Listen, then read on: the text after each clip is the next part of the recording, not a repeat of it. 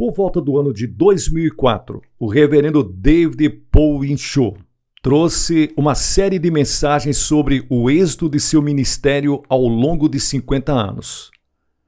Traçando um panorama sobre o começo do seu ministério, a obra do Espírito Santo nas células e os segredos do crescimento da igreja por meio do sistema em células. Nessa série de palestras você vai encontrar a chave para entender o fenômeno da igreja do pastor Paul Winchell, conhecida como a maior igreja do mundo, atingindo um total de membros de mais de 1 milhão de pessoas. Portanto, se inscreva no canal, ative o sininho para você receber as notificações, dê o seu like e abençoe esse canal com a sua melhor oferta. Hoje, palestra número 2, o meu chamado para o ministério. Meu sonho era ser um teólogo. Tudo o que estava guardado em minha mente era receber o título de doutorado em uma universidade dos Estados Unidos e depois voltar para a Coreia e capacitar pastores e líderes como professor de teologia. Isso me motivou a ensinar meu idioma ao missionário Gilston e a preparar tudo para continuar os meus estudos nos Estados Unidos. Era uma quarta-feira. A temperatura havia baixado drasticamente e para alguém como eu que sofrera tuberculose, o clima não era nada favorável. E como se não fosse o bastante, os médicos diagnosticaram que eu estava com pneumonia. A temperatura do corpo mantinha-se em 40 graus e os médicos chegaram para a conclusão de que eu corria risco de perder a vida. Fazia muito frio no dormitório do seminário e eu me encontrava num canto, lutando contra a enfermidade todos os dias. Fazia 4 dias que eu não comia nada e meus olhos estavam se fechando. De repente, percebi que alguém batia em minha porta. Era a irmã Choi. Você sente muita dor? Comeu alguma coisa? Não pude responder a ela, pois não tinha forças nem para abrir a boca. A irmã Choi, que havia sido enfermeira no passado, deu-me um antitérmico e também me ofereceu um pão de carne. Devorei tudo. Mas depois de alguns minutos vomitei o que havia comido e desmaiei. Era uma convulsão estomacal. Logo percebi que, se não fosse pelo sacrifício da irmã Choi e de alguns colegas do seminário, não teria me recuperado. Isto fez brotar em mim um sentimento de profundo amor e gratidão. Tanto que, certo dia, me aproximei da senhora Choi e disse: quero que seja minha mãe espiritual. Todas essas experiências me levaram a meditar numa grande variedade de coisas. Por exemplo, descobri que havia deixado de lado o compromisso de entregar minha vida como pastor e ajudar os pobres e necessitados. Também descobri uma motivação impura que havia dentro de mim. Meu sonho estava baseado na sede por fama e reconhecimento, não em que fosse para a glória de Deus. Tive a certeza de que esse desejo não era agradável a Deus. Não hesitei em me arrepender e confessar todos os meus pecados ocultos. Depois dessa experiência, continuei lendo a Bíblia e alguns livros relacionados com teologia, assim como não deixei de orar com todo o fervor de minha alma. Subia todos os dias a um monte com outros colegas do seminário para receber a plenitude do Espírito Santo. Em outubro de 1957, H. Ehrman, famoso evangelista estadunidense, iniciou uma cruzada evangelística que se estenderia por 24 dias. Me ofereci para ser intérprete. A guerra havia deixado grandes marcas e as pessoas estavam famintas. Procuravam ouvir alguma palavra de esperança. E o Espírito Santo começou a agir miraculosamente e senti que eu não era mais o mesmo. Pregava com tanto fervor que logo me disseram que as pessoas me haviam confundido com o evangelista. Meus colegas do seminário vinham todas as noites para participar da cruzada e depois ficavam por toda a noite orando. Certamente, eu não queria ser exceção. Mesmo com problemas de saúde, me uni ao grupo de seminaristas na oração e intercessão. Meus colegas Aconselhavam que era melhor que me prevenisse contra algum sintoma de enfermidade que eu descansasse. Mas, quanto mais me repetiam isso, mais eu me lançava no fogo da oração. Por meio dessa experiência, cheguei para a conclusão de que o chamado que Deus me concedera não era de ser um erudito, mas sim um pastor. Um mês havia se passado desde a organização da igreja e havíamos crescido bastante, se considerarmos que se tratava de uma só célula. Um dos confrontos que tivemos foi o de várias mulheres que espalharam rumores. Diziam para as pessoas que, se fossem para a igreja, fracassariam em tudo. Um dia do mês de junho, escutei a história de uma mulher que estava paralítica havia 7 anos. Desde que dera para a luz, nunca voltara a caminhar. Em seguida, veio para minha mente um conjunto de ideias que levavam a uma mesma conclusão. O Espírito Santo cura os doentes. As experiências como intérprete e a leitura de vários livros de pregadores mundialmente famosos me motivaram.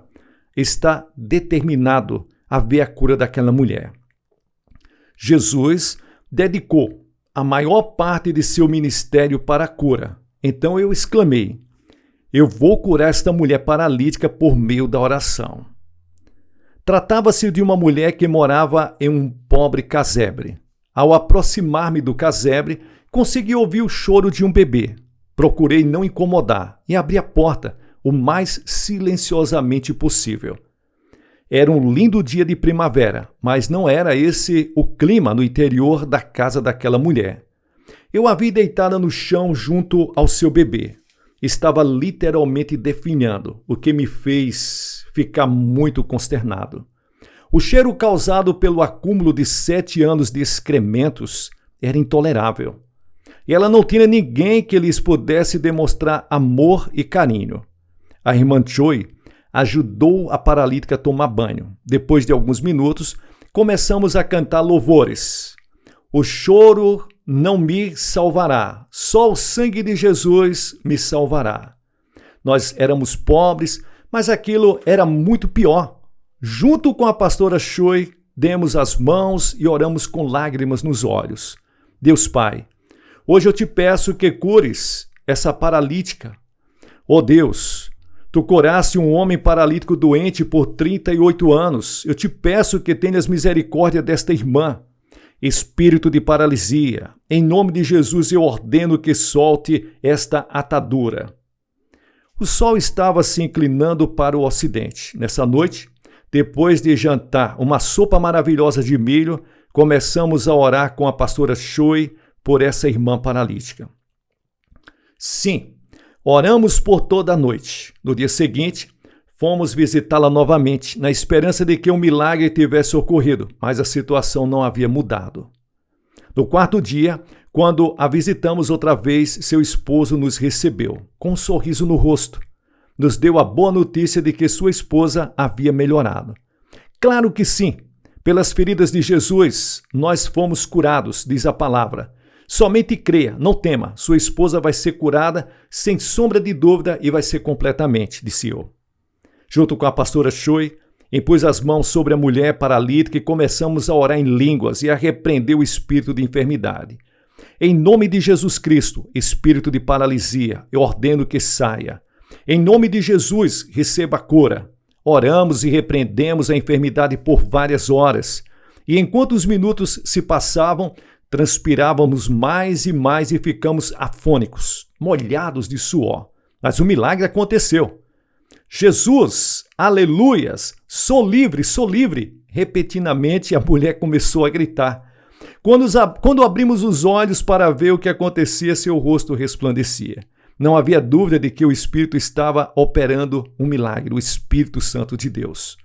Logo nos veio à memória Tiago capítulo 4, versículo 7, que diz: resistam ao diabo e ele fugirá de vocês. E começamos a repreender o diabo.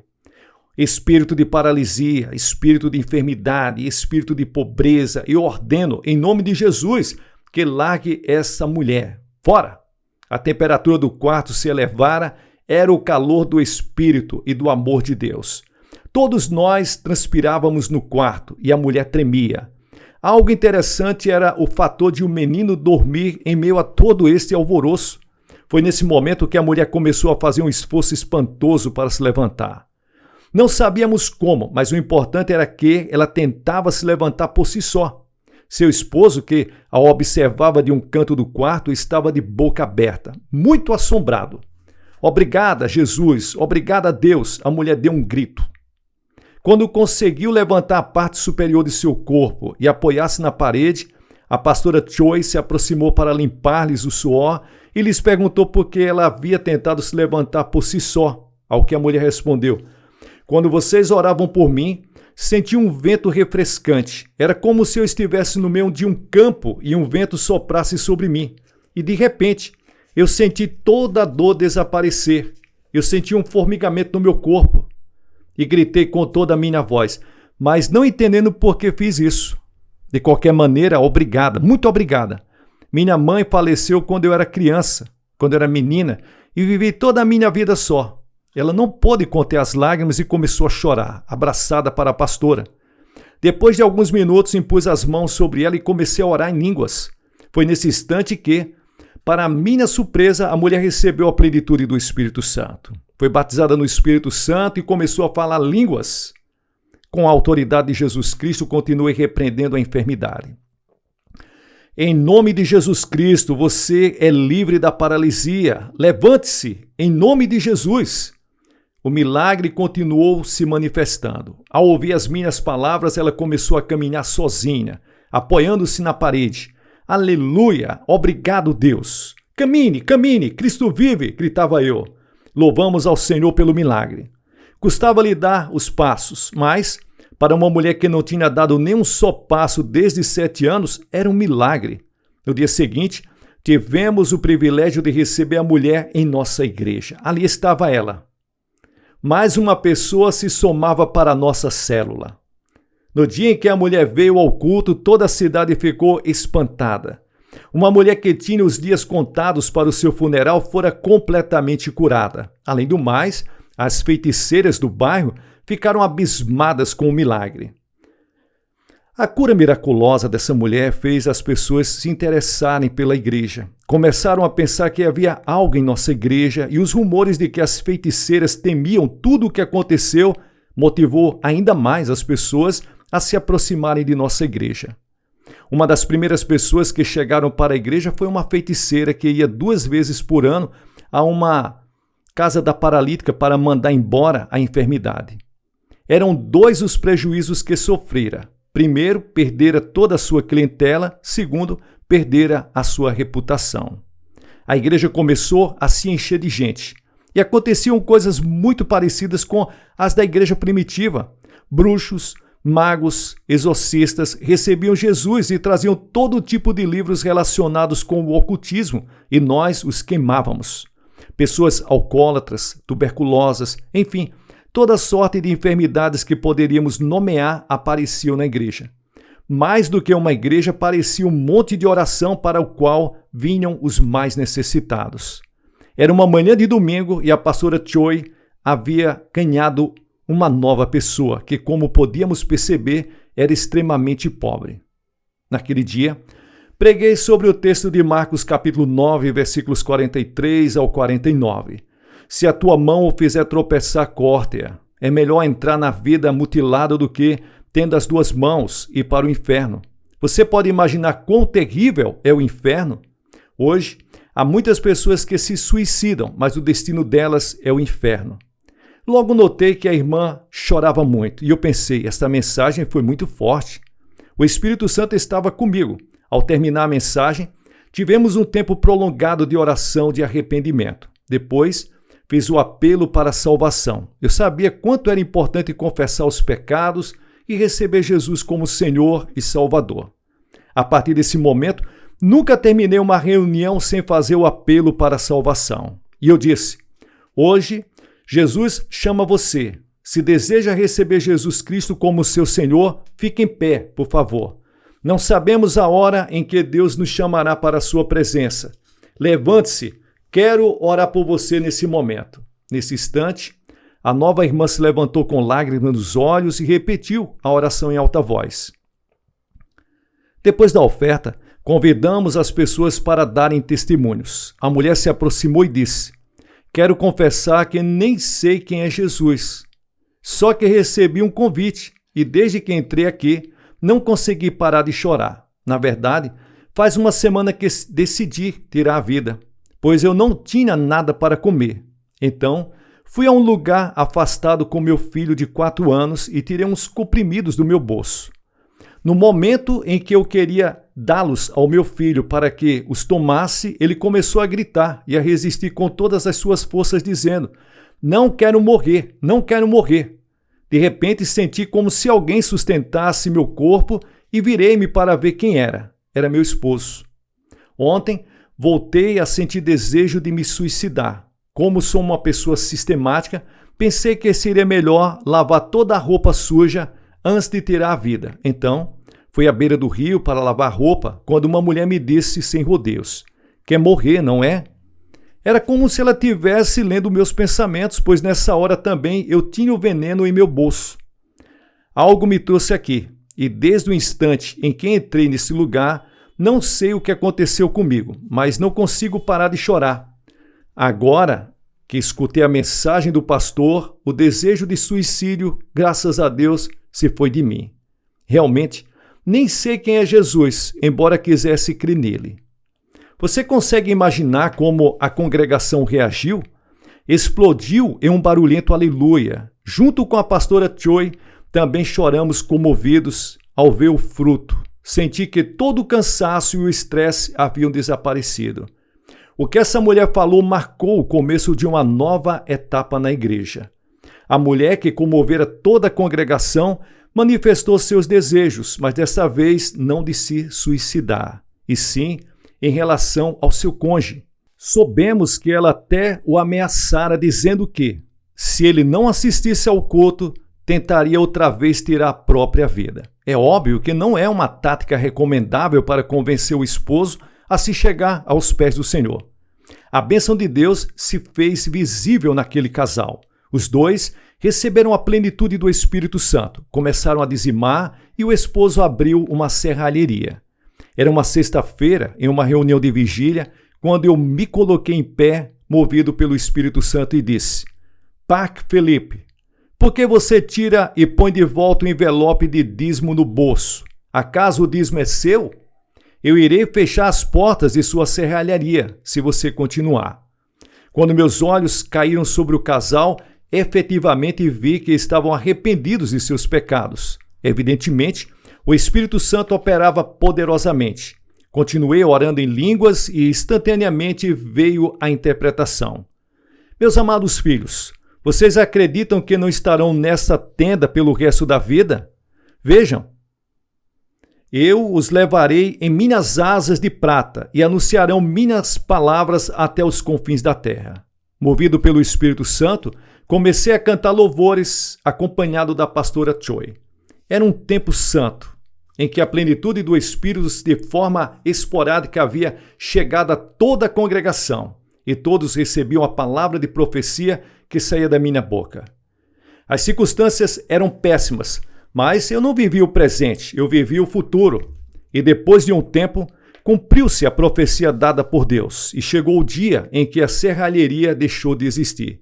Foi quando o esposo se apresentou perante a congregação e testemunhou da seguinte maneira: ao dizimar 5 meses continuamente, nós nos deixamos levar por esse pensamento que ecoava em nosso coração e dizia: não deveriam ser tão generosos com Deus. Então, expressei a ideia para minha esposa de dizimar a cada certo tempo, pois a quantidade que havia dizimado me parecia mais do que o suficiente, ainda que ela não tivesse concordado com os meus pensamentos. Insisti 2 vezes e concordamos em obter o empréstimo. A ideia era colaborar com a igreja, mas, aos olhos de Deus, terminou sendo abominável. Como nos arrependemos no dia em que Deus nos repreendeu por meio do pastor Cho, o fato de cairmos não nos surpreende em absoluto, pois Deus tornou a serralheria, mas eu creio que ele a devolverá para mim. Além disso, muitos dos bandidos da região vieram aos pés de Jesus Cristo. Desses, alguns serviram como servos de Deus pelo resto da vida.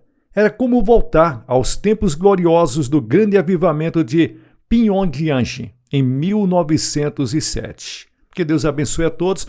Na próxima palestra eu vou falar sobre a Tenda dos Milagres. Pessoal, aqui é o pastor Gilson Soares. Quero agradecer a sua companhia, você que chegou conosco até esse momento. Que Deus abençoe, dê o seu like, se torne membro desse canal. Aí na parte de baixo tem a opção Seja Membro. Clique em cima, você vai ver 3 opções aí: construção do templo, a obra missionária, e você vai ver também a expansão do Evangelho. Seja um colaborador, seja um abençoador da obra de Deus. E também você pode clicar nesse coraçãozinho que está ao lado e fazer a sua oferta. Ou ainda, você pode mandar sua oferta e o seu dízimo através da chave Pix ou do número da conta que aparece na descrição. As pessoas que fazem isso, aparece o nome da pessoa, nós pegamos o nome desta pessoa e colocamos no caderno de oração. Amém?